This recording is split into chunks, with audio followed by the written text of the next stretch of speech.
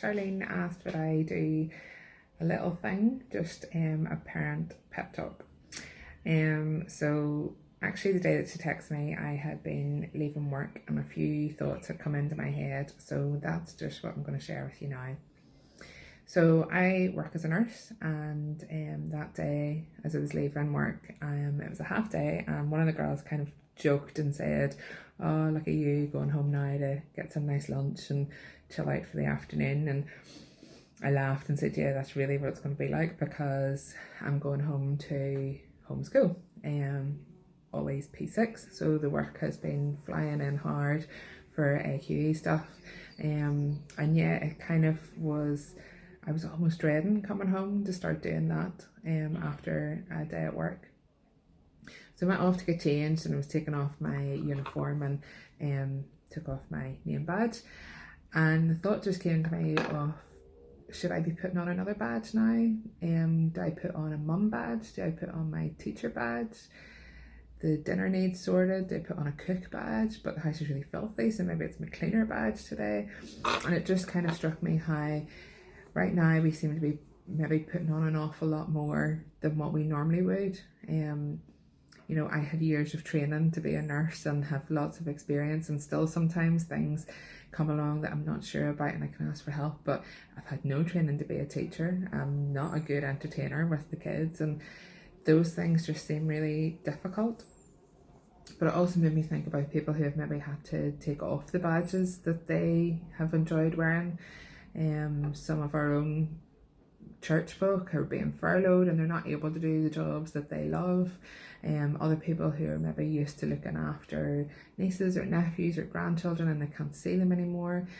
For some of us who haven't seen our parents, and you know, that kind of role of being a daughter or helping out has gone, and it just kind of really became a wee bit overwhelming nearly to think of all that.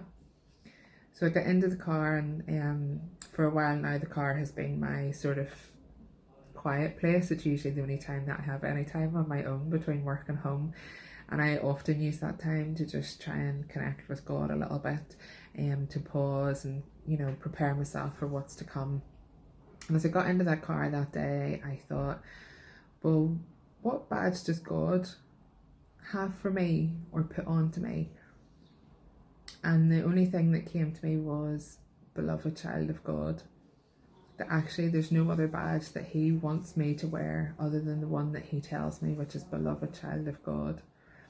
And it just really struck me that in this time of uncertainty and fear and worry and anxious thoughts, that we have an all-powerful and secure and steady Heavenly Father.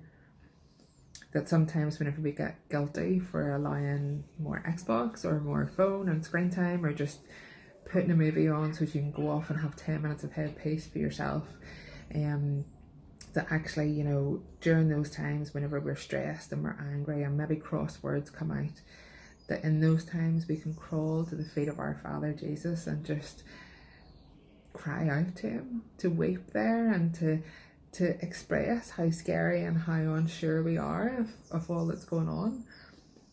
And that even whenever we're at our worst, he still sees us as his beloved child. And it just kind of brought home the words of the worship song to me, that you split the sea so I can walk right through it. You drowned my fears in perfect love. You rescued me so I can stand and sing, I am a child of God.